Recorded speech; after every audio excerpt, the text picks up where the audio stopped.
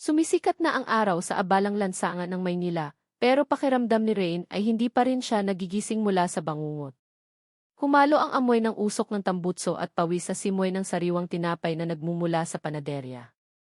Pero kahit anong ganda ng umaga, isang anino ng kalungkutan ang nakakapit sa kanya. "Mama!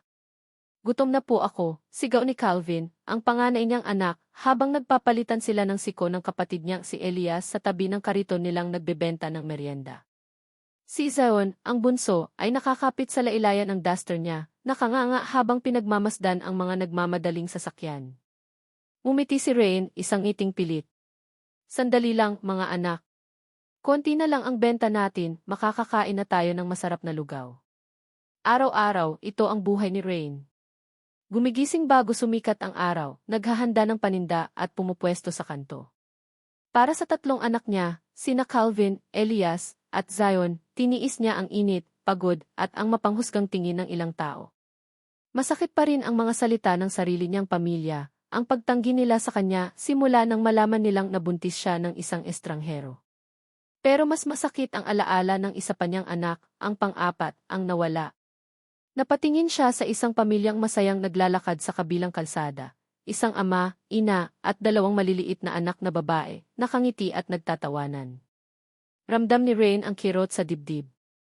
Ganoon sana ang buhay niya kung hindi nangyari ang trahedya. Kung hindi niya nawala si Blair. Ang kanyang munting anak na babae na ipinanganak kasabay ng isang nakalulunos na sunog sa ospital. Ang mga doktor ay nagsabing hindi ito nakaligtas, na ang maliit na katawan nito ay natupok ng apoy. Hindi na niya pinansin ang pag-usal ng kanyang puso at nagpatuloy sa pagbebenta. Banana Q. Turon. Mainit pa po. Isang malakas na busina ang biglang nagpatigil sa lahat. Isang itim na isgu ang huminto sa gitna ng kalsada, at kasunod nito ang isang marahas na sagutan ng mga driver. Nakita ni Ray na nag-aalala ang mga anak niya. Nagmadali siyang lumapit sa kanila para ipagtanggol. "Okay lang kayo, mga anak?" tanong niya, niyakap ang tatlo. Biglang may matinis na iyak. "Papa! Ayoko! Ayoko!" Napaigtad si Rain. Isang batang babae, siguro mga 5 taong gulang, ang biglang tumakbo papalabas ng isi. May kasama itong lalaki na matangkad, mayabang, at nakasuot ng pormal na kasuotan. Baka sa mukha niya ang inis. Sa likod ng mga salamin ng kotse, nakita ni Rain ang isang babae na halos kasing suklam sa galit habang sinisigawan ang driver. Napansin ni Rain na patungo sa direksyon nila ang bata. Hindi ito nakatingin sa daan at muntik ng masagasaan ng motorsiklo. Walang pagdadalawang isip, hinila niya ang bata papalayo. "Mag-ingat ka, Ineng," sabi niya habang hinawakan ang kamay ng bata. Nag-angat ng tingin ang bata at nagulat si Rain. Ang mga mata nito ay may malalim na lungkot, ngunit sa isang sulyap, parang may nagugulong piraso ng alaala sa kanyang isipan. May kakaibang kiliti sa kanyang puso. Biglang may tumikhim sa likuran nila. "Hesa! Nandito ka lang pala." Nilingon ni Rain ang pinagmulan ng boses. Ang lalaking bumaba sa itim na jeep. Matangkad, maluwang ang balikat at may seryosong mukha. Mayaman, halata. Pero sa likod ng seryoso niyang tingin, may lungkot din sa kanyang mga mata, gaya ng sa bata. Ang lalaking ito ay si Ace. "Salamat," sabi ni Ace sa boses na malalim at halos walang emosyon, habang kinukuha si Hesa mula sa mga bisig ni Rain. Napansin ni Rain na kahit malamig ang tinig ni Ace, mahigpit ang hawak niya sa kamay ng bata. Isang sandali nagtama ang kanilang mga tingin. Hindi siya sanay sa ganitong uri ng atensyon. Napayuko siya. "Aayos lang po, sir," sagot ni Rain na bahagyang namumula. Tiningnan ni Ace ang mga anak ni Rain na nakakapit sa kanya. "Kayo ba ang nagbebenta ng merienda dito?" "Opo, sir," sabi ni Rain. "Para po sa mga anak ko." Tumango lang si Ace. Kinuha niya ang wallet niya at naglabas ng 500 piso. "Bilihin mo lahat ng paninda mo." At teka.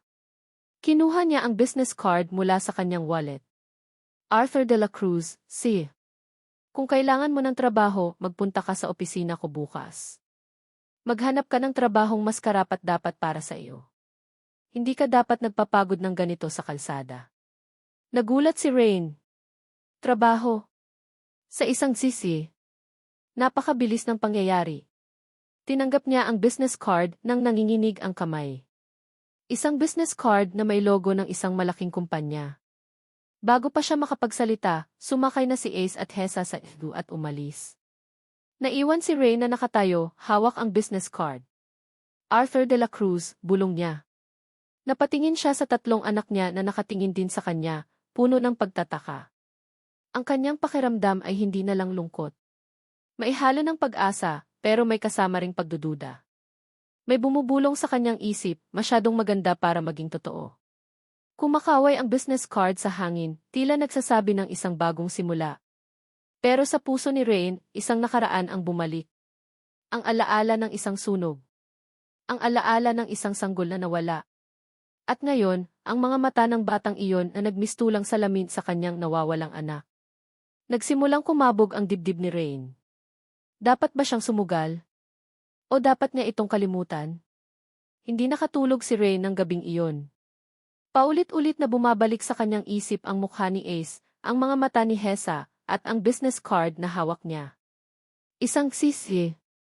Magtrabaho sa isang kumpanya? Pakiramdam niya ay isang panaginip ang lahat, isang bagay na hindi dapat mangyari sa isang tulad niya. Anak, ano iyang iniisip mo? Tanong ni Aling Nena, ang ina ni Rain, habang inihahanda ang almusal kinabukasan. Nakaupo si Rain sa hapag, nakatulala sa kawalan. Inilahad ni Rain ang business card. Ma, may nag-alok po sa akin ng trabaho. Kinuha ni Aling Nena ang card at napatingin sa pangalan. Arthur de la Cruz. Sige. Naku, Rain, anong kalokohan yan? May nagawa ka na naman bang masama kaya may nagpapapansin sa'yo? Ramdam ni Rain ang kirot sa dibdib. Ilang taon na ang lumipas, pero ang mga salita ng kanyang ina ay parang latigo pa rin. Ma, wala po akong ginagawang masama. Nakasalubong ko lang po yung tao at inalok niya ako ng trabaho. Tingin niyo po ba dapat kong tanggapin? Umiling si Aling Nena. Huwag na. Maghahanap ka na naman ng gulo. Hindi ka ba natuto sa nakaraan? Tingnan mo, may 3 ka ng anak at di mo pa rin nakikita ang mukha ng ama. Huwag ka nang dumagdag pa sa problema. Napayo ko si Rain. Ang laging problema, ang laging nakaraan. Nakakapagod. Pero para sa mga anak niya, kailangan niyang lumaban. Gusto niyang magkaroon sila ng mas magandang buhay, hindi lang sa kalsada. Pero, mapaano naman po ang kinabukasan ng mga bata? Halos pabulong niyang tanong. Bumuntong hininga si Aling Nena. Bahala ka. Basta huwag kang umiyak sa kin kapag may nangyaring masama. Kahit pa ganito ang reaksyon ng kanyang ina, 1% ng pag-asa ang sumisibol sa puso ni Rain. Nagbihis siya ng pinakamalinis niyang damit at nagpaalam sa mga anak. Babalik agad si Mama. Magiging mabait kayo kay Lola, ha? Pagdating sa De La Cruz Holdings, halos manlumo si Rain. Napakalaking building.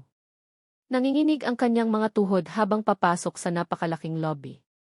Lahat na nakikita niya ay mukhang mamahalin, moderno. Pakiramdam niya ay isa siyang hamak na dahon na naligaw sa gubat. Good morning, ma'am. May appointment po ba kayo? Tanong ng receptionist na mukhang manika sa ganda. Ako po si Rain Alcantara. Inimbitahan po ako ni Sir Arthur de la Cruz, sabi ni Rain, halos hindi makarinig sa sarili niyang boses. Nagulat ang receptionist, pero agad ding bumalik sa normal ang ekspresyon nito. Ah, si Miss Alcantara. Pakihintay po sandali. Ilang minuto ang lumipas, pakiramdam ni Rain ay napakatagal na niya doon. Sa wakas, tinawag siya at inihatid sa isang malawak at glass-walled na opisina. Nakaupo sa likod ng malaking mesa si Ace, seryoso ang mukha habang may binabasa sa monitor.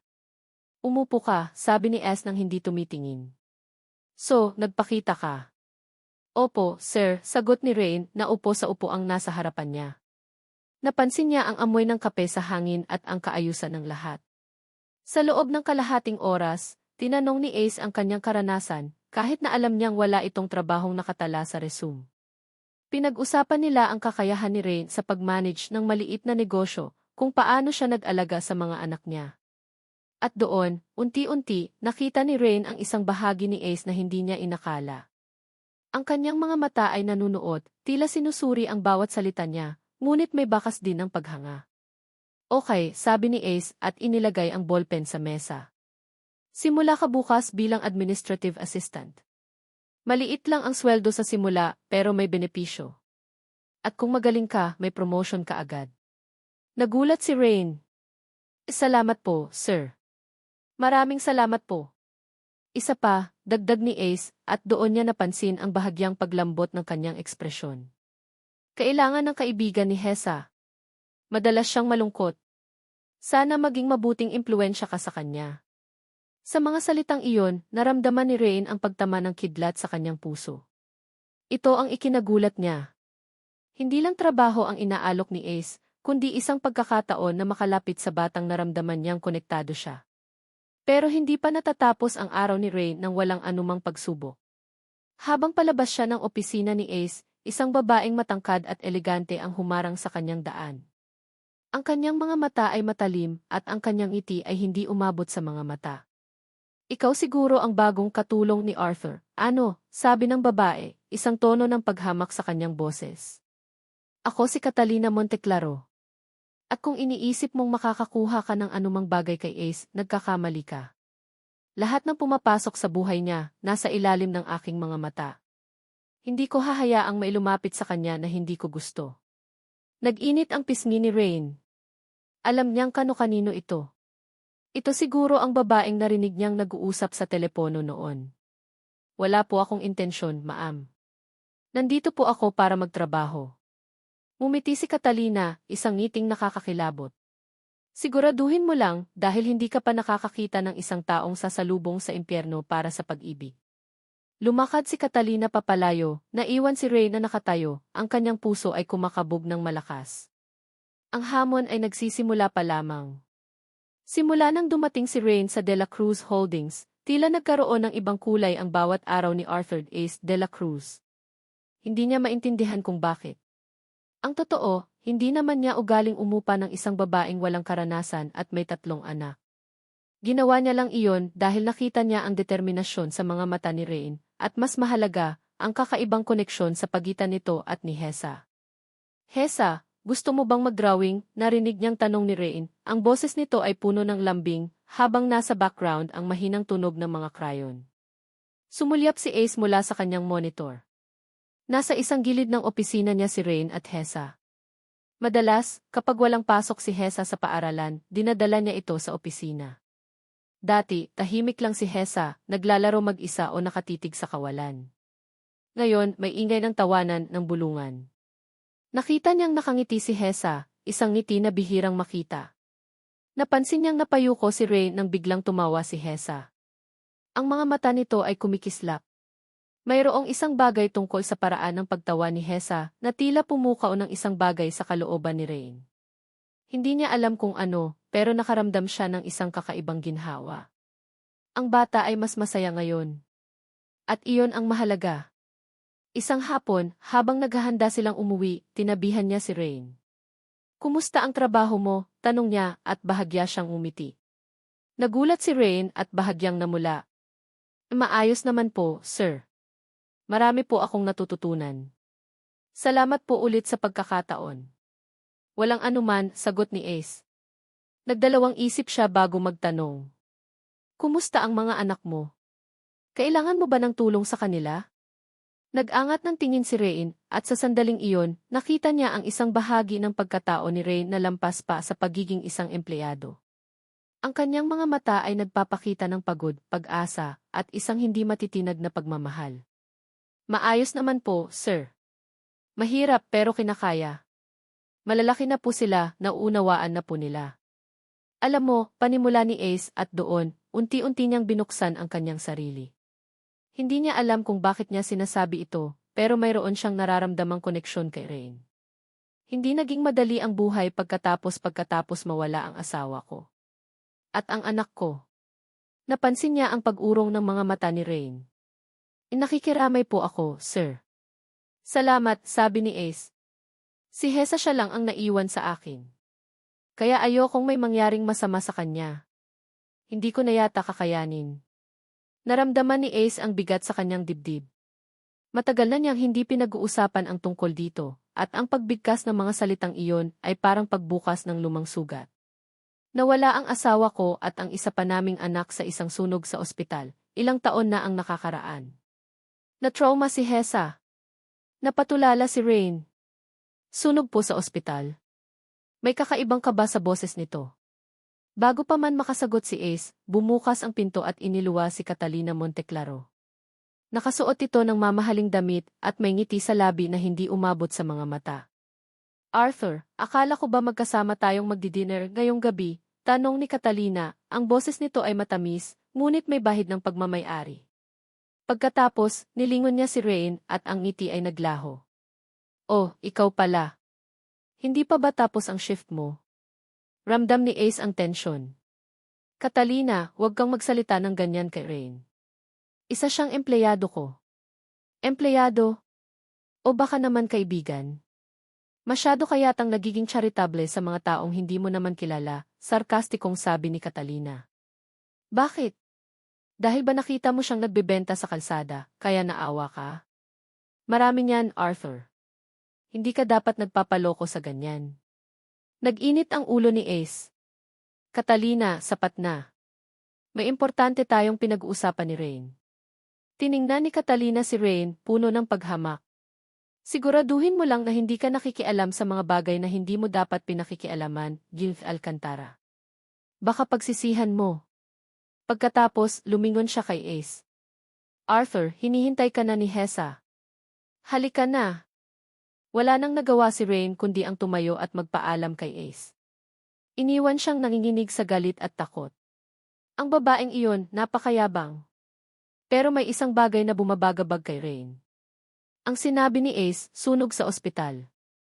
Ang alaala ng kanyang sariling nawalang anak ay bumalik ng mas malakas kaysa dati. Nang gabing iyon, hindi mapakali si Ace. Ang mga salita ni Catalina at ang paglitaw ng alaala ng sunog sa ospital. Biglang bumalik ang mga fragmented na alaala. Mga flash ng apoy, usok at ang tunog ng sirena. Ang pagkagulantang niya nang sabihin sa kanya na ang isa sa kambal niya ay namatay.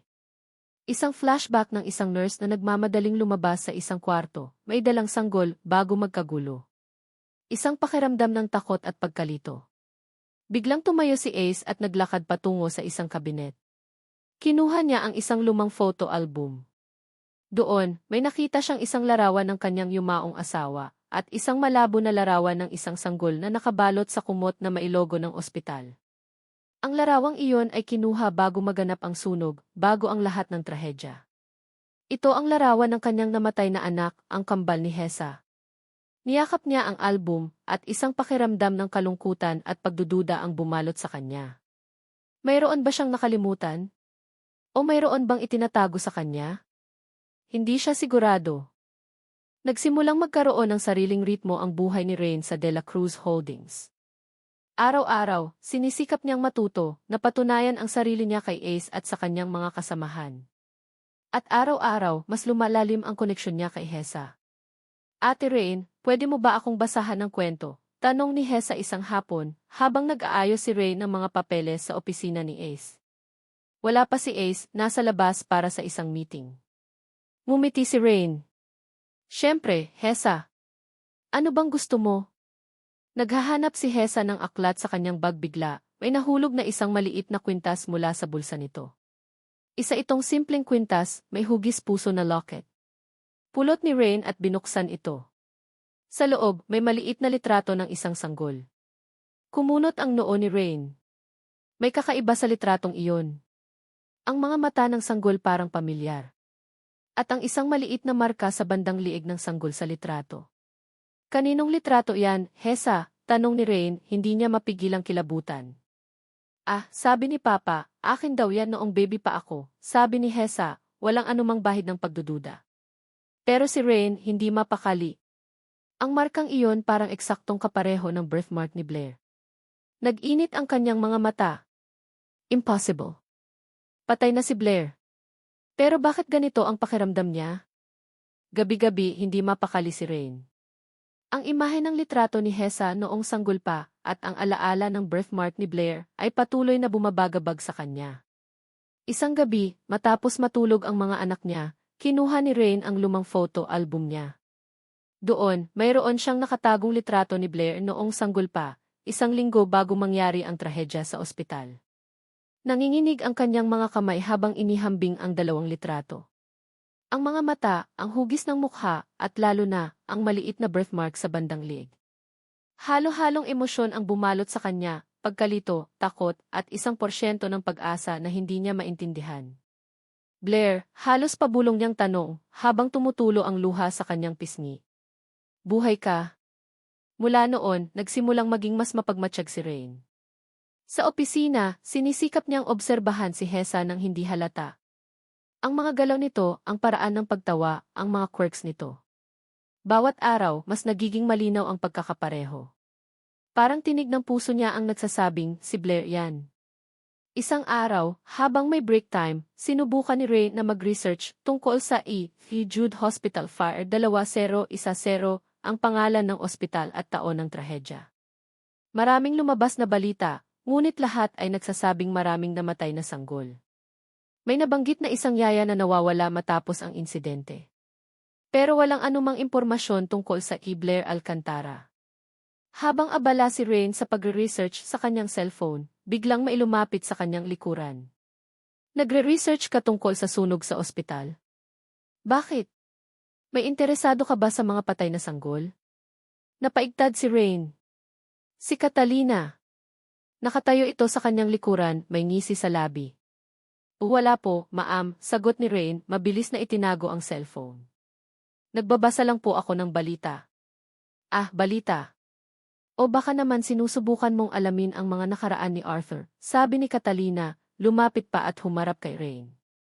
Alam kong may gusto ka sa kanya. Pero hindi mo siya makukuha. Simula pa lang, akin na si Arthur. Walang sinuman ang makakagulo doon. Lalo na ang isang tulad mo. Pinulot ni Catalina ang kanyang bag at kung may balak kang guluhin ang kapayapaan ng pamilya de la Cruz, siguraduhin mong handa ka sa magiging kapalit. Hindi ko hahayaang masira ang buhay na pinaghirapan kong buuin para kay Arthur. Pagkatapos magsalita, humakbang si Catalina palayo, iniwan si Ray na nakatulala, ang kanyang puso ay kumakabog ng malakas. Ang mga salita ni Catalina ay tila babala. Ngunit ang mas nakakatakot ay ang ideya na mayroon niyang isang bagay na itinatago si Catalina, isang bagay na konektado sa nakaraan. Habang naglalakad pa uwi, hindi na napigilan ni Rain ang pagtawag sa isang lumang numero, isang dating kasamahan sa ospital, isang nurse na nagretiro na at naging kaibigan niya. Hello, Manang Faye, tanong ni Rain, halos pabulong. Si Rain po ito. May itatanong lang po sana ako tungkol sa nangyari noon sa ospital. Tungkol po sa sunog at sa aking anak. May katahimikan sa kabilang linya. Pagkatapos, isang boses ang narinig ni Rain, puno ng pag-aalangan. Rain? Matagal na tayong hindi nag-uusap. Bakit ngayon mo lang naalala yan? Hindi ba't sinabi ko na sa'yo noon wala nang nakaligtas? Kalimutan mo na yan. Pero, Manang Faye, may nakita po akong ni. Hindi pa natatapos ni Rain ang kanyang sasabihin nang biglang marinig niya ang tunog ng pagputol ng tawag. Walang sagot. Isang patay na linya. Naguluhan si Rain. Bakit? Bakit niya biglang pinutol ang tawag? Kinabukasan, isang kakaibang pakiramdam ng bigat ang bumalot kay Ace. Ang mga salita ni Catalina at ang nakita niyang paghahanap ni Rain sa internet tungkol sa sunog sa ospital. Lahat ay tila konektado sa isang malaking palaisipan na matagal na niyang ibinaon sa limot. Hindi niya dapat pinagdududahan si Rain, pero ang ideya na may naghahalungkat sa kanyang pinakamasakit na nakaraan ay nakasakit sa kanya. Pagdating niya sa opisina, nakita niya si Rain na abala sa kanyang mesa. Tiningnan niya ito ng matagal. May connection nga ba si Rain sa nakaraan niya? O sadyang nagkataon lang ang lahat? Napagdesisyonan niyang kausapin si Rain ng pribado. Rain, pwede ba kitang makausap sa opisina ko? Tanong ni Ace, kalmado ang tinig ngunit may bahid ng tensyon. Nagulat si Rain at agad sumunod. Pagpasok nila sa opisina, isinara ni Ace ang pinto. Anong ginagawa mo, Rain? Direktang tanong ni Ace, tumayo at humarap kay Rain. Nakita kitang nagre-research tungkol sa sunog sa Jude Hospital. Bakit ka interesado sa bagay na iyon? Napayo ko si Rain. Sir, humihingi po ako ng paumanhin. Pero may kailangan po akong malaman. Malaman? Tungkol saan? Tumaas ang boses ni Ace. Tungkol sa trahedyang nagpahirap sa akin at sa anak ko. May karapatan ba akong malaman kung bakit ka naghahalungkat sa mga sugat na matagal ko nang sinubukang gamutin?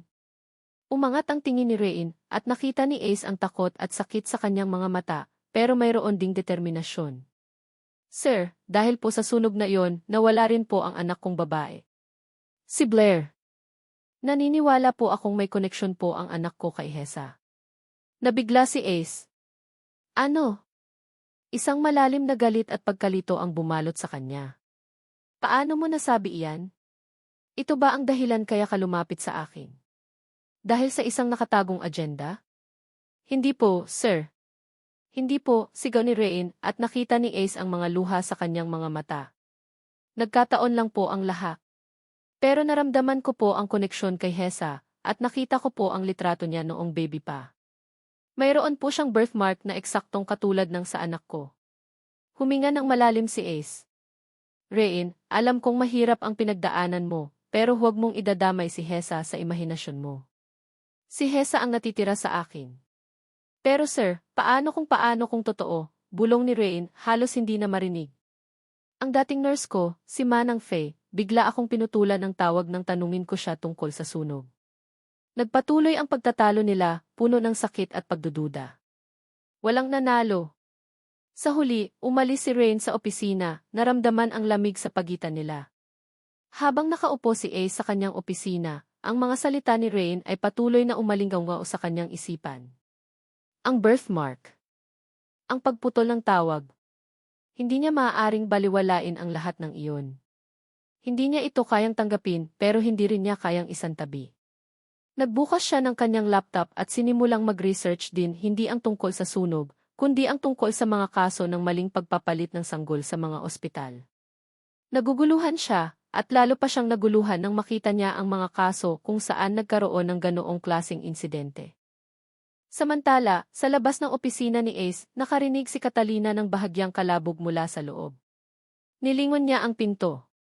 Nakita niya ang paglabas ni Rain na namumula ang mga mata. Nakangisi si Catalina.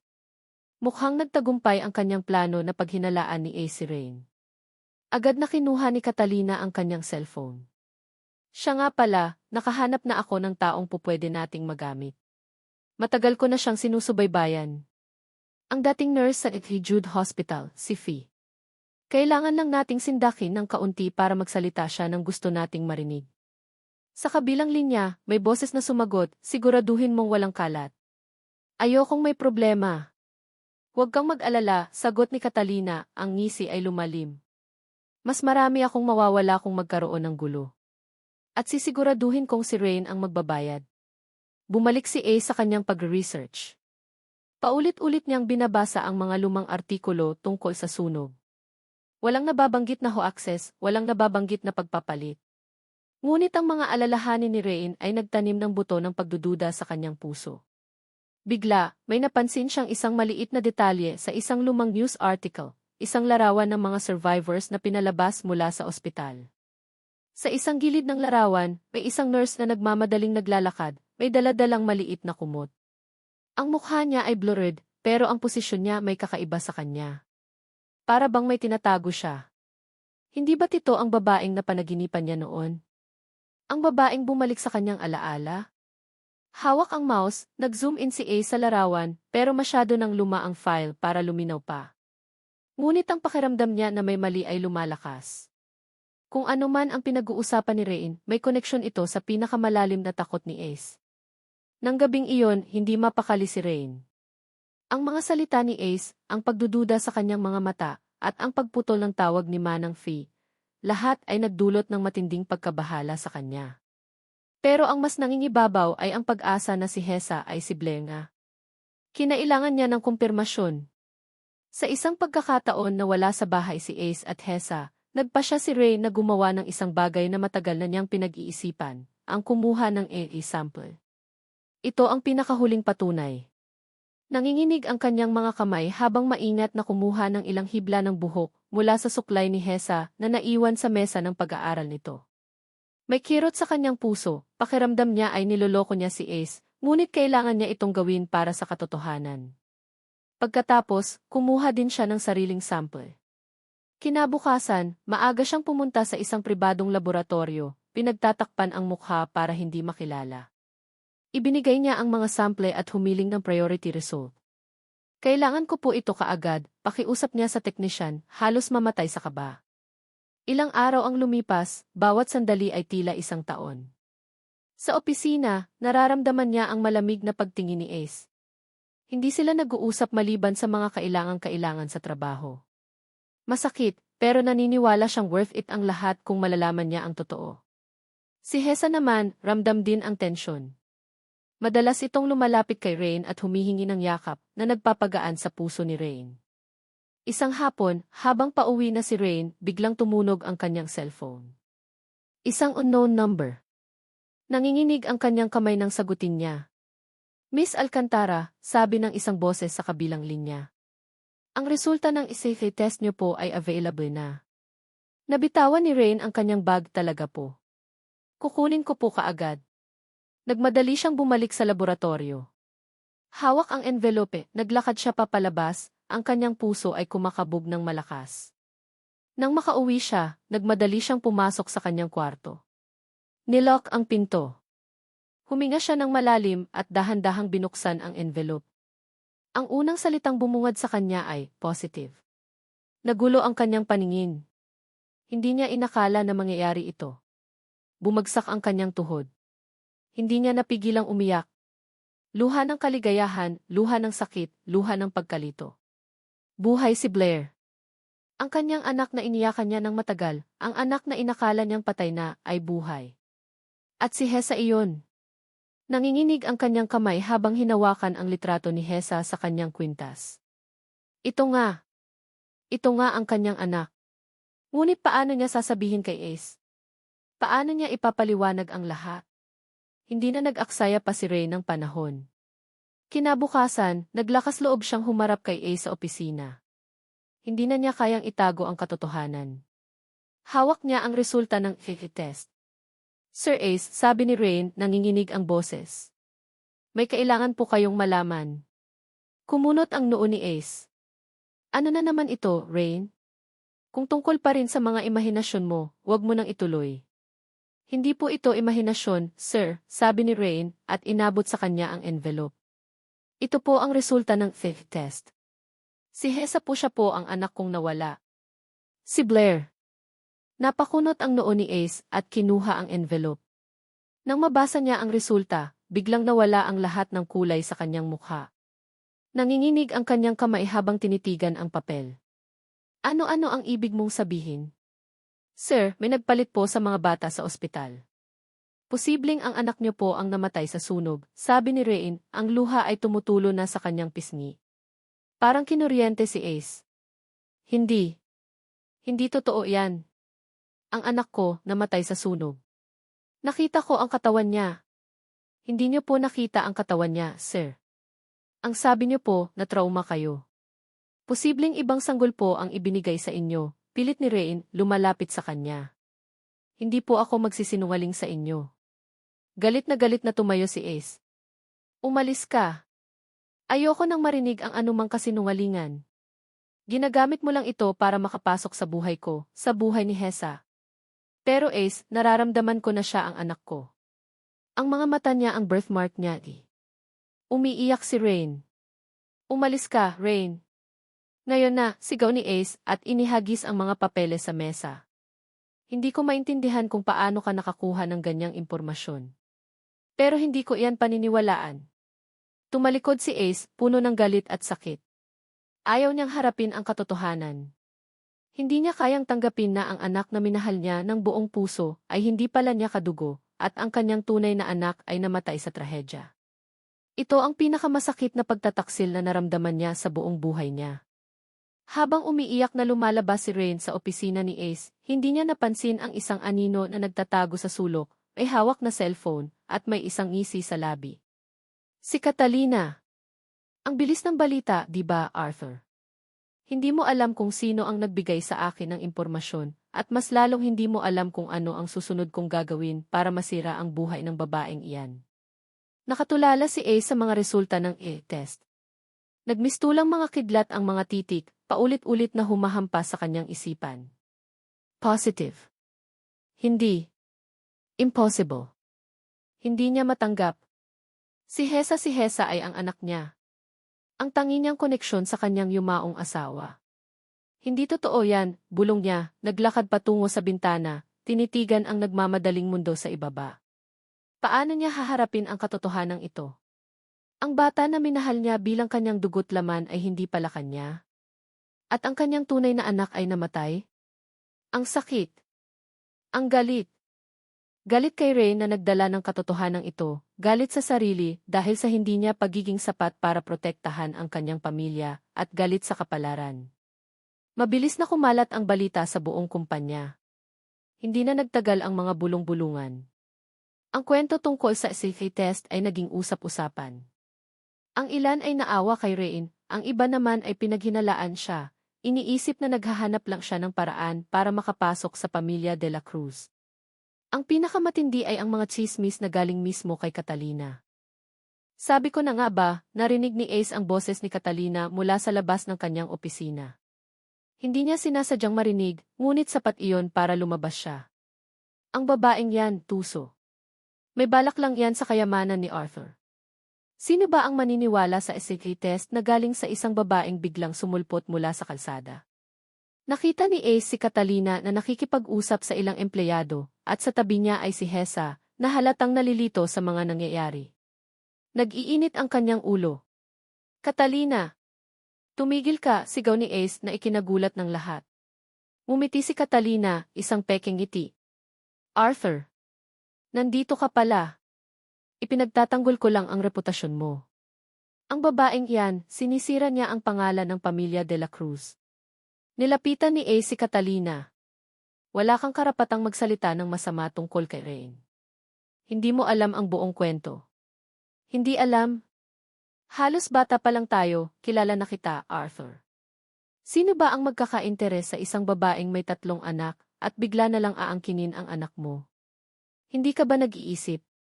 Hinila ni Catalina si Hesa palapit sa kanya. Hesa, darling, huwag kang lumapit sa kanya. Hindi siya tunay na kaibigan. Gusto niya lang kukunin ka mula sa akin. Napasigaw si Ace. Bitawan mo si Hesa. Kitang-kita niya ang takot sa mga mata ni Hesa. Hesa, halika rito, anak. Tumakbo si Hesa kay Ace at niyakap siya ng mahigpit. Naramdaman ni Ace ang init ng pagmamahal para sa bata at lalo siyang nalito. Paano niya tatanggapin na ang bata na ito ay hindi pala kanya? Sa loob ng ilang araw, naging malaki ang distansya ni Ace kay Rain. Hindi niya ito magawang tingnan sa mata. Bawat tingin ni Rain ay parang pagpapaalala sa kanya ng isang katotohanan na ayaw niyang tanggapin. Pero sa kabila ng galit niya, may bahagi sa kanya na nagdududa kay Catalina. Ang pagiging agresibo nito, ang mabilis nitong pagkalat ng tsismis. Isang gabi, habang umiinom si Ace sa bar, nag-iisip. Walang trabaho si Rain. Sigurado siyang hindi na ito nagpakita sa opisina mula nang magalit siya. Sumisikip ang kanyang dibdib sa ideya na napauwi niya si Rain sa hirap. Biglang may lumapit sa kanya. Isang lalaking may edad na dating nagtatrabaho sa kanilang kumpanya bilang security guard noon. Sir Ace, pasensya na po sa pag-abala, sabi ng matanda na nagpakilala bilang Mang Jose. Pero narinig ko po ang mga balita. Tungkol po sa SAT test at kay Rain. Tumingin si Ace sa kanya. Ano ang alam mo, Mang Jose? Sir, may nakita po ako noon, bulong ni Mang Jose, palingalinga. Noong sunog sa ospital, ako po ang nakaduty sa parking lot. Nakita ko po si Miss Catalina, kasama niya ang isang nurse. Nag-uusap po sila ng matagal. At pagkatapos po ng sunog, nagkita po ulit sila. At may ibinigay po si Catalina sa nurse. Napataas ang kilay ni Ace. Ano ang ibinigay? Isang sobre po, sir. Malaking sobre. Mukhang pera po. Biglang tumindig ang balahibo ni Ace. Pera? Ano ang kinalaman ni Catalina sa nurse na iyon at bakit niya bibigyan ng pera? At bakit sa panahon ng sunog? Nagkaroon ng isang napakalaking pagsiklab ng ideya sa utak ni Ace. Posible ba? Posible bang may kinalaman si Catalina sa lahat ng ito? Sigurado ka sa sinasabi mo, Mang Jose? Tanong ni Ace halos pabulong. Tumango si Mang Jose. Opo, sir. Malinaw na malinaw po sa alaala ko. Nagtaka nga po ako noon pero hindi ko na pinansin. Pero ngayon may koneksyon na po ang lahat. Biglang nag-iba ang pananaw ni Ace. Hindi si Rain ang kalaban. Hindi siya ang dapat pagdudahan. Si Catalina. Ang babaeng matagal nang gumagala sa kanyang buhay na laging nagpapanggap na kaibigan. Ang babaeng ito ay posibleng may kinalaman sa pinakamasakit na bahagi ng kanyang buhay.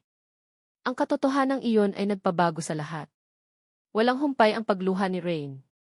Narinig niya ang mga bulong-bulungan sa paligid, ang mga mapanghusgang tingin. Ang bawat salita ni Catalina ay tila punyal na tumatarak sa kanyang puso. Sinungaling. Manloloko. Gold digger. Ang lahat ng sakit ng nakaraan ay tila bumalik. Bumalik siya sa kanyang munting bahay, ang kanyang 3 anak lang ang tanging kagalakan niya. Paano niya haharapin ang lahat ng ito? Mama, bakit po kayo umiiyak? Tanong ni Calvin, ang kanyang panganay, habang hinahaplos ang kanyang likod. Ang mga kapatid niya ay nakatingin din sa kanya, puno ng pag-aalala. Pilit ngumiti si Rain. Wala, anak. Napuwing lang si Mama. Ayaw niyang iparamdam sa mga bata ang bigat ng pinagdadaanan niya.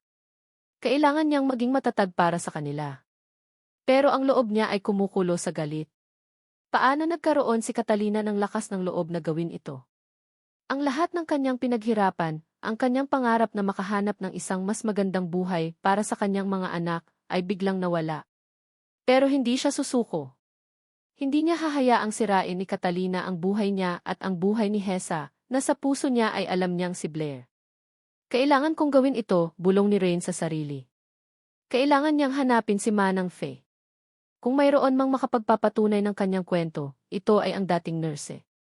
Kahit natatakot, nagpa siya si Rain na puntahan ang lumang address ni Manang Faye. Malayo ito at halos mawalan siya ng pag-asa. Nang dumating siya sa bahay nito, kinakabahan siyang kumatok. Bumukas ang pinto at doon niya nakita si Manang Faye na mukhang matamlay at pagod. Manang Faye. Salamat po at nandito kayo, sabi ni Rain halos maiyak. Nagulat si Manang Faye. Rain? Bakit ka nandito? Sinabi ko na sayo, kalimutan mo na iyan. Manang Faye, alam ko na po ang totoo. Nagna-test na po ako. Si Hesa po, si Blair po ang batang iyan, sabi ni Rain at inabot ang resulta ng test. Kailangan ko po ang tulong nyo. Sabihin nyo po ang lahat ng alam nyo. Nakita ni Manang Faye ang resulta. Namutla siya at nagsimulang manginig. Hindi ko kaya, Rain. Kung malalaman nila Sino, Manang Faye? Sino ang malalaman? Tanong ni Rain, pilit na pinakakalma ang sarili. Sa isang iglap, bumukas ang pinto at iniluwa si Catalina, na may kasamang 2 malalaking lalaki. O, narito pala ang naghahanap ng katotohanan. At ang traitor na nurse. Nagulat si Rain at Manang Faye. Naglakad si Catalina patungo kay Manang Faye. Ano, Faye? Sumasama ka na ba sa kanila? Akala ko ba na pag-usapan na natin ito? Hindi mo na kailangang magsalita, hindi ba? Huwag po, Ma'am Catalina. Maawa po kayo, umiiyak na pakiusap ni Manang Faye. Maawa? Hindi ako naawa noong una. At lalong hindi ako maaawa ngayon, sabi ni Catalina at hinarap si Rain. Akala mo ba matatalo mo ako? Ang isang basura mula sa kalsada na tulad mo. Ano ba ang gusto mo, Catalina? Sigaw ni Rain. Bakit mo ginagawa ito? Anong kinalaman mo sa sunog at sa pagpapalit ng mga sanggol? Tumawa si Catalina, isang tawang puno ng pagmamayabang. Gusto ko lang si Arthur, Rain. Simula pa noon. At dahil sa'yo, nawala siya sa akin. Akala ko ba patay na ang anak mo? Kaya binayaran ko ang nurse na ito para palitan ang mga sanggol. Ang layunin ko ay sirain ang pamilya ni Arthur. Pero hindi ko inakala na babalik ka. At ngayon, kailangan mong bayaran ang lahat. Nanginginig sa galit si Rain. Si Catalina pala ang nasa likod ng lahat ng trahedyang ito. Biglang may umalingaw na boses mula sa labas. Catalina! Bitawan mo sila! Bumukas ang pinto at doon nakita ni Rain si Ace, may kasama siyang 2 pulis. Nakita ni Ace ang lahat. Ang pag-amin ni Catalina. Ang takot sa mukha ni Manang Faye. Ang galit sa mukha ni Rain. Arthur, sigaw ni Catalina, nagulat. Ano ang ginagawa mo dito? Narinig ko ang lahat, Catalina, sabi ni Ace, ang boses niya ay puno ng pagkabigo at galit. Ang lahat ng kasinungalingan mo. Ang lahat ng ginawa mo. Lumapit si Ace kay Manang Faye. Manang Faye, sabihin niyo ang totoo. Ang lahat. Protektado na kayo ng batas. Umiiyak si Manang Faye. Opo, sir. Si Ma'am Catalina po ang nag-utos sa akin na palitan ang mga bata. Sinuhulan niya po ako. At siya rin po ang nagplano ng sunog para matago ang kanyang kasalanan. Nabulunan si Catalina. Mga sinungaling. Lahat kayo. Inaresto ng mga pulis si Catalina. Habang kinakalagad siya palabas, tumingin siya kay Rain at Ace, puno ng pagbabanta. Hindi pa tapos ito. Hindi pa ako tapos sa inyo. Naiwan si Rain, si Ace at si Manang Faye. Tahimik ang lahat. Nilingon ni Ace si Rain, ang kanyang mga mata ay puno ng pagsisisi at pag-unawa. Naglakad siya papalapit kay Rain at dahan-dahang niyakap ito. Patawarin mo ako, Rain, bulong ni Ace. Patawarin mo ako sa hindi ko paniniwala sa'yo. Salamat at hindi ka sumuko. Salamat at ipinaglaban mo ang katotohanan. Umiyak si Rain sa kanyang bisig. Sa wakas, ang katotohanan ay lumabas. Ngunit ang sakit ay nananatili. Ang sakit ng nakaraan at ang sakit ng mga taong nasaktan. Napakalalim ng yakap ni Ace kay Rain. Doon sa bisig niya, naramdaman ni Rain ang kaligtasan. Ang bigat na matagal niyang dinala ay unti-unting nabawasan. Pero ang kirot, ang sakit ng mga taon ng paghihirap at paghahanap ay nanatili. Hindi ko alam kung paano ka mapapatawad, Ace, bulong ni Rain, ang boses ay nanginginig. Pero salamat sa pagdating mo. Umalis sa yakap si Ace. Hindi mo kailangang patawarin ako ngayon, Rain. Ang mahalaga, alam na natin ang totoo. At sisiguraduhin kong magbabayad si Catalina sa lahat ng ginawa niya. Dinala nila si Manang Faye sa istasyon ng pulis. Doon, isinalaysay niya ang lahat ng detalye, kung paano siya nilapitan ni Catalina, kung paano siya sinuhulan para palitan ang mga sanggol, ang namatay na anak ni Ace sa buhay na Blair ni Rain, at kung paano rin pinlano ni Catalina ang sunog para burahin ang lahat ng ebidensya. Ang motibo ni Catalina, ang pagmamay-ari kay Ace at ang pagkuha ng kanyang mana sa pamamagitan ng pagiging kiinati ng kanyang anak, kahit na ito ay isang kasinungalingan. Habang nakikinig si Ace sa bawat salita ni Manang Faye, pakiramdam niya ay may gumugulong na bato sa kanyang dibdib. Ang galit sa kanya ni Rain, ang pagdududa niya rito, lahat ay nagmistulang abo. Ang sakit ng katotohanan ay mas matindi pa kaysa sa inaasahan niya. Ang kanyang tunay na anak ay namatay sa sunog, at ang babaeng minahal niya bilang kanyang kaibigan ay ang dahilan ng lahat ng pagdurusa. Kaya pala, bulong ni Ace, halos hindi marinig. Ang lahat ng panaginip ko, ang lahat ng pagdududa ko di. Nilingon niya si Rain na tahimik na umiiyak sa tabi niya. Ang sakit na nakita niya sa mga mata nito ay nagpahigpit sa kanyang hawak sa kamay ni Rain. Hindi niya ito pinaniwalaan at ngayon nakita niya kung gaano kalaki ang naging pagkakamali niya. Kinabukasan, isang press conference ang idinaos ng De La Cruz Holdings. Dito, naglabas ng opisyal na pahayag si Ace tungkol sa lahat ng nangyari. Nakaupo si Rain sa isang tabi, kasama ang kanyang 3 anak at si Hesa. Ang kanyang puso ay kumakabog ng malakas. Ito na ang oras ng paghaharap. Lumabas si Ace sa harap ng mga mamamahayag, seryoso ang kanyang mukha. Magandang umaga sa inyong lahat. Nandito po ako upang linawin ang mga isyu na lumabas kamakailan tungkol sa akin, sa aking pamilya, at sa isang insidente ilang taon na ang nakakaraan. Iniulat ni Ace ang buong kwento, mula sa pagkakilala niya kay Rain, hanggang sa city test, at ang pag-amin ni Manang Faye. Kasama din niya ang mga ebidensya na kanilang nakalap laban kay Catalina. Ang video footage ni Catalina sa ospital bago ang sunog, ang bank transfer sa account ni Manang Faye, at ang audio recording ng pag-amin ni Catalina kahapon. Nakita ni Rain ang shock sa mukha ng mga mamamahayag. Ang ilan ay nagulat, ang iba ay nagalit. Biglang, bumukas ang pinto ng conference room, at doon pumasok si Catalina, may kasama siyang mga abogado. Nakasuot siya ng mamahaling damit at may ngisi sa labi, tila hindi natatakot. Ano ito, Arthur? Sigaw ni Catalina, ang boses niya ay puno ng paghamak. Nagsisinungaling ka na naman. Ang lahat ng sinasabi mo ay gawa-gawa lang ng babaeng iyan para makapanira. Catalina, hindi ka na makakatakas, sabi ni Ace, matigas ang boses. Lahat ng ebidensya ay nasa amin na. Ang pag-amin ni Manang Faye ay narinig ng mga pulis. Ang lahat ng kasinungalingan mo ay nabunyag na. Ngumisi si Catalina. Kahit na. Sino ang maniniwala sa isang nurse na nabayaran? At sa isang babaeng biglang sumulpot mula sa kalsada na gustong agawin ang pamilya mo? Tumayo si Rain. Ang kanyang puso ay puno ng galit, pero sa oras na iyon, may lakas siyang naramdaman. Galing ako sa kalsada, Catalina. Pero ang dugo ko ay hindi kailanman naging marumi tulad ng sa iyo.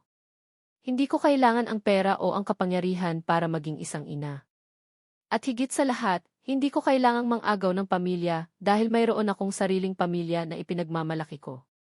Ang anak na inaangkin mo ay anak ko, sigaw ni Rain. At kahit na anong gawin mo, hindi mo mababago ang katotohanan na si Hesa ay si Blair, ang anak na matagal kong hinanap. Nabigla si Catalina. Nawala ang ngisi sa kanyang labi. Lumapit si Hesa kay Rain. Tumingin si Hesa kay Rain, pagkatapos ay kay Ace at pagkatapos ay kay Catalina. Hindi pa niya lubos na naunawaan ang lahat, pero ramdam niya ang tensyon. Mama Rain, bulong ni Hesa at niyakap si Rain. Sa sandaling iyon, nakita ng lahat ang koneksyon. Nakita ng lahat ang pagmamahal. Ang mga mata ni Rain ay lumuha sa kaligayahan nang marinig ang salitang imama mula kay Hesa. Siya ang anak ko, Catalina, sabi ni Rain, ang kanyang boses ay malakas at puno ng pagmamahal. Hindi mo siya kailanman kayang kunin sa akin. Nawala ng kontrol si Catalina. Mga sinungaling. Ang lahat ng ito ay kasinungalingan. Wala akong ginawa. Bigla siyang tumakbo papalapit kay Rain at sinubukang saktan ito. Ngunit mabilis na hinarang siya ni Ace at ng mga pulis. Hinawakan siya ng mga pulis. Habang kinakalagkad si Catalina palabas ng conference room, galit na galit siyang sumisigaw. Hindi pa tapos ito. Hindi pa ako tapos sa inyo. Magbabayad kayong lahat. Ang sigaw ni Catalina ay umalinggaw sa buong silid, ngunit sa mga oras na iyon, hindi na ito mahalaga. Ang mahalaga ay ang init ng yakap ni Hesa, ang pag-unawa sa mga mata ni Ace, at ang katotohanan na sa wakas ay nabunyag. Ngunit ang mga salita ni Catalina, isang huling pagbabanta, ay nagtanim pa rin ng maliit na buto ng pag-aalala sa puso ni Rain. Mayroon pa ba siyang itinatago? Nakatulala si Ace sa labas ng bintana ng opisina. Matapos ang lahat, sa wakas ay nabunyag na ang katotohanan. Si Catalina ay nasa likod ng rehas, at ang pangalan ni Rain ay nalinis na. Pero ang pakiramdam niya ay hindi pa rin kumpleto. Ang sakit sa pagkawala ng kanyang tunay na anak ay nanatili, at ang pagsisisi dahil sa hindi niya pagtitiwala kay Rain. Lumapit si Rain sa kanya, tahimik. Ace? Nilingon siya ni Ace. Rain. Hindi ko alam kung paano ka mapapasalamatan. Kung hindi dahil sa iyo, hindi ko malalaman ang lahat. At hindi ko malalaman na buhay ang anak mo. At ang anak ko. Bumigat ang kanyang tinig.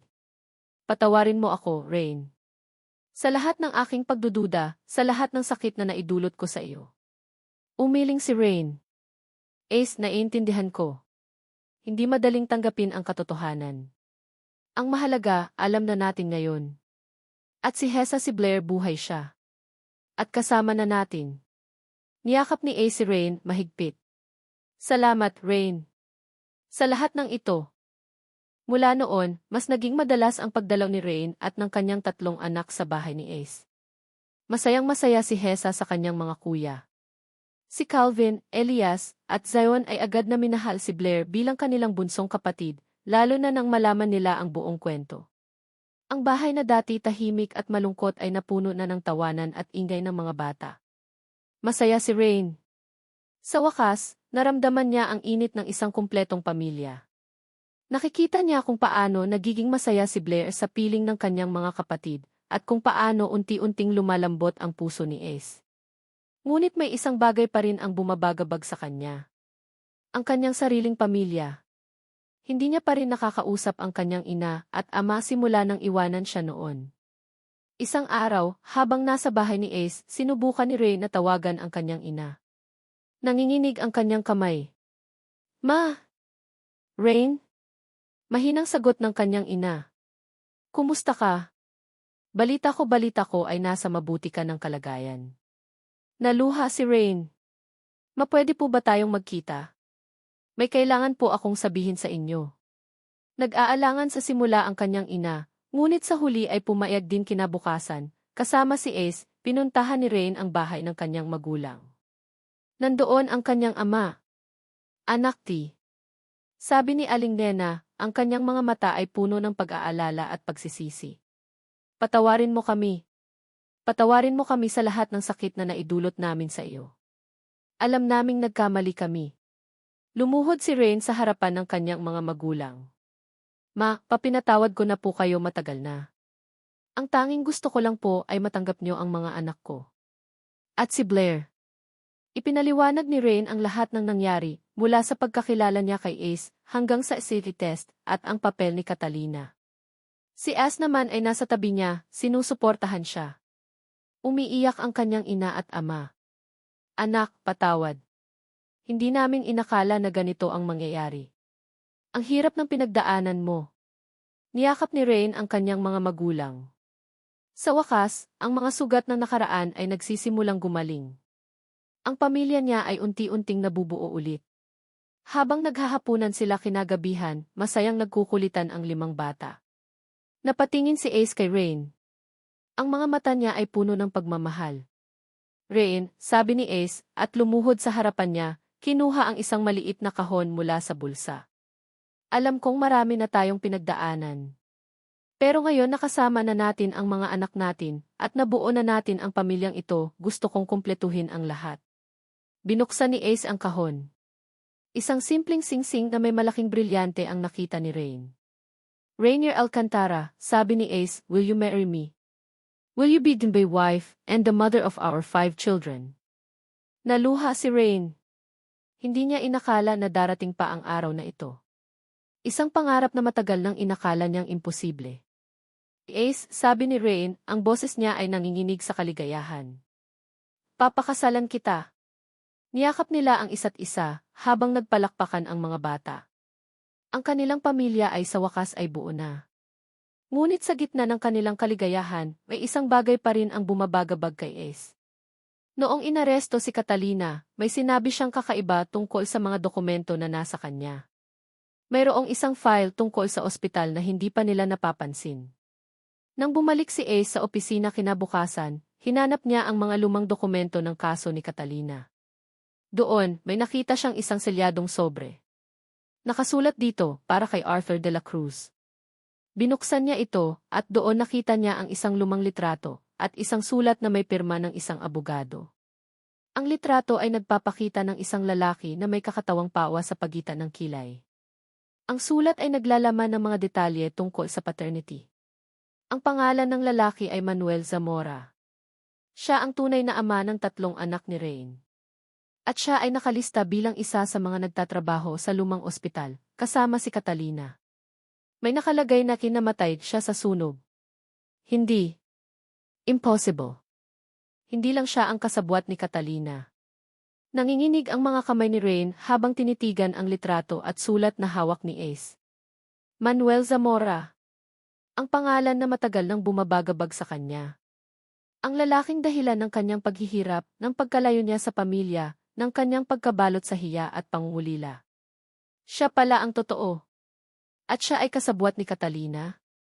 Hindi lang siya namatay sa sunog, kundi naging bahagi pa siya ng isang mas malaking kasinungalingan. Ang katotohanan ito ay mas masakit pa sa inaakala niya. Manuel Zamora, bulong ni Rain, ang boses ay halos hindi marinig. Buhay ba siya, Ace? Totoo ba ito? Umiling si Ace, ang kanyang mukha ay puno ng pagkabigla. Nakalista siya bilang namatay sa sunog. Pero ang sulat na ito, mula sa isang abogado, ay nagsasabing siya ang ama ng mga anak mo, Rain. At may koneksyon siya kay Catalina. Hindi lang basta koneksyon, mayroon silang pinagsamahan sa ospital. Para kilitiin ang kanyang utak, biglang may naalala si Rain. May kaibigan po ako noon sa ospital, isang teknisyan, si Mang Dante.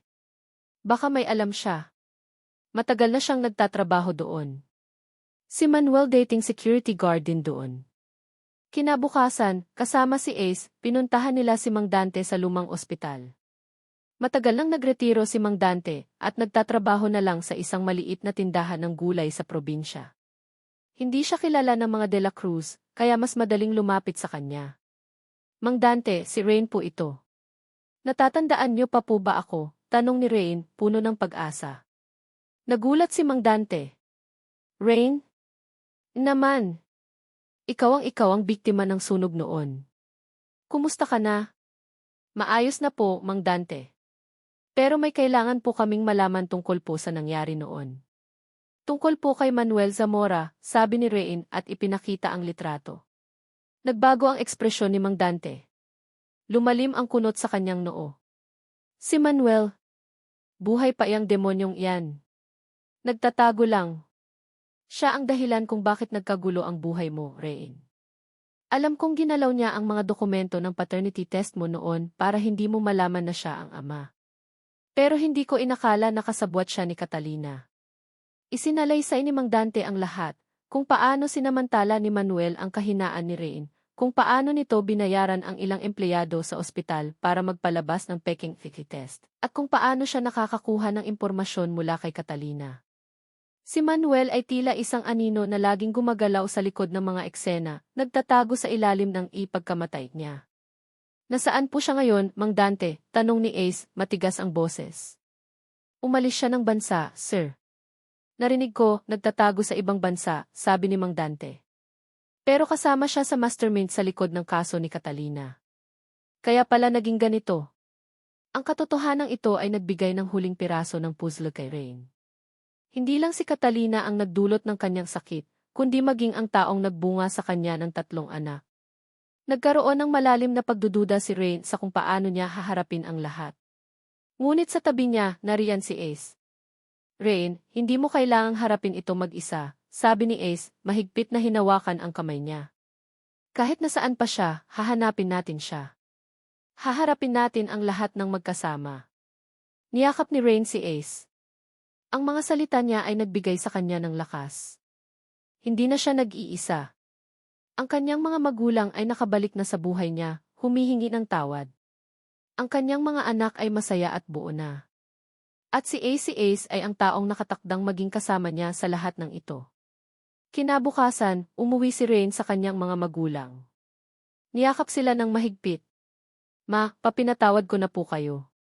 Ang mahalaga, magkasama na tayo ulit. At ang mga apo niya narito na sila. Sa isang maliit na salusalo, ipinakilala ni Rain ang kanyang 3 anak at si Blair sa kanyang mga magulang. Umiyak si Aling Nena nang makita si Blair, na ngayon ay tinatawag ng Blair at hindi na Hesa. Niyakap niya ang mga apo niya. Ang mga matagal ng sugat sa kanilang pamilya ay unti-unting gumaling.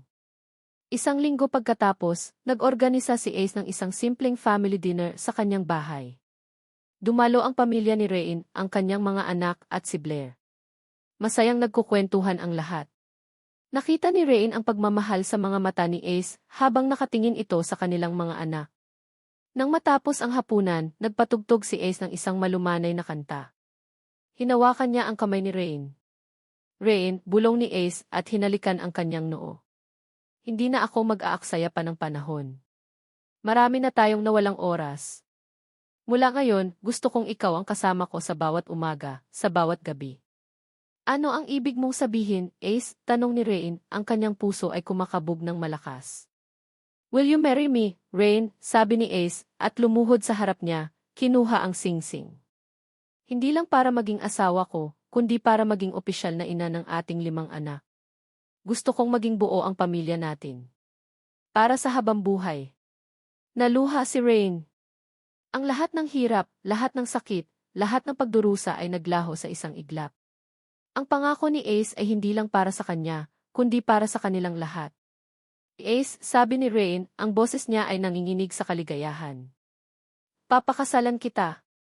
Niyakap niya si Ace ng mahigpit, at sa sandaling iyon, naramdaman niya ang tunay na kapayapaan at pagmamahal. Ang kanilang mga anak ay naghiyawan sa tuwa. Sa wakas, ang kanilang pamilya ay buo na, isang pamilya na binuo sa pagmamahal, pagpapatawad at paglaban para sa katotohanan. Ngunit sa gitna ng kanilang kaligayahan, may isang maliit na balita ang narinig ni Ace mula sa kanyang police contacts. Sir Ace, may nakarinig po kami sa kulungan. Si Catalina po, nagpaplano daw ng pagtakas. At may koneksyon pa rin daw po siya sa labas. Nanginginig ang boses ni Ace nang sabihin niya ang balitang narinig niya tungkol kay Catalina. Nagpaplano siyang tumakas, Rain. At may koneksyon pa rin siya sa labas. Nagulantang si Rain. Sa gitna ng lahat ng kaligayahan, isang bagong panganib ang bumabalot sa kanila. Ano ang gagawin natin, Ace? Tanong ni Rain, ang kanyang puso ay kumakabog ng malakas. Poprotektahan ko kayo, Rain, sabi ni Ace at hinigpitan ang hawak sa kamay niya. Hindi ko hahayaang saktan ka pa niya. Ang mga bata. Sisiguraduhin kong wala siyang magagawa. Agad na ipinaalam ni Ace sa mga otoridad ang tungkol sa balita. Pinahigpit ang seguridad sa paligid ng kanilang bahay at sa paaralan ng mga bata. Si Ray naman, sa kabila ng takot, ay nagpakatatag. Hindi niya hahayaang sirain ni Catalina ang kaligayahan na matagal nilang hinintay. Sa loob ng ilang araw, naging alerto si Ace. Alam niyang hindi titigil si Catalina hanggat hindi niya nakukuha ang gusto niya. At ang gusto niya ay sirain ang buhay nila. Nag-iisip siya kung paano niya haharapin ang huling pagsubok na ito. Isang gabi, habang naghahanda sila para sa hapunan, biglang nawala ang ilaw sa buong bahay. Nagulantang ang lahat. Nagkaroon ng ingay sa labas. Manatili kayo dito, Rain, sabi ni Ace at kumuha ng flashlight. May nagkakaaberya sa labas. Niyakap ni Rain ang mga bata habang si Ace ay dahan-dahang lumabas. Nakita niya ang isang grupo ng mga armadong lalaki na pumapasok sa bakuran. At sa gitna nila, nakangisi si Catalina. Kumusta, Arthur? Sabi ni Catalina, ang boses niya ay puno ng panalo. Akala mo ba matatalo mo ako? Walang sinuman ang makakatalo sa akin. Catalina, sumuko ka na, sabi ni Ace, ang kanyang boses ay puno ng galit. Wala kang magagawa. Nakapalibot na ang mga pulis. Pulis, tumawa si Catalina. Kahit anong gawin mo, huli na. Mawawala sa iyo ang lahat, Arthur. At ikaw, Rain, babayaran mo ang lahat ng ginawa mo sa akin. Narinig ni Rain ang mga boses mula sa labas. Alam niyang ito na. Tumakas si Catalina. Napahigpit ang yakap niya sa mga bata. Huwag kayong lalabas, bulong niya. Biglang may pumasok sa bahay. Si Catalina. May hawak siyang baril at nakatutok ito kay Rain. Akala mo ba, Rain, matatakasan mo ako, sabi ni Catalina, ang kanyang mukha ay puno ng galit at pagkabaliw. Dahil sa iyo, nawala sa akin si Arthur. Nawala ang lahat sa akin. Catalina, tigilan mo na ito, sabi ni Rain, nanginginig ang kanyang boses. Wala kang mapapala. May mapapala ako. Ang makita kang magdusa, sigaw ni Catalina at itinutok ang baril kay Blair. Napasigaw si Rain. Huwag. Huwag ang anak ko. Biglang may sumipa sa kamay ni Catalina. Si Ace. Nakipaglaban siya kay Catalina at sa mga kasama nito. Dumating din ang mga pulis na nakatanggap ng abiso mula kay Ace. Nagkaroon ng putukan. Nagkagulo ang lahat. Niyakap ni Rain ang mga anak niya habang nagtatago sila sa likod ng sofa. Nakita niya si Ace na nakikipaglaban at ang kanyang puso ay puno ng takot. Sa gitna ng gulo, isang putok ang umalingaw-ngaw. Napasigaw si Rain. Nakita niya si Ace na napahawak sa balikat. Arthur, sigaw ni Rain. Ngunit bago pa man makalapit si Catalina kay Ace, dumating ang backup ng pulisya. Napalibutan si Catalina at ang kanyang mga kasama. Sumuko sila. Si Catalina, sa wakas, ay nabihag na. Dali-dali nilang dinala si Ace sa ospital. Hindi naman malubha ang tama ng bala. Sa loob ng ilang araw, unti-unting gumaling si Ace. Sa tabi niya, naroon si Rain, hindi umaalis. Sa wakas, natapos na ang lahat.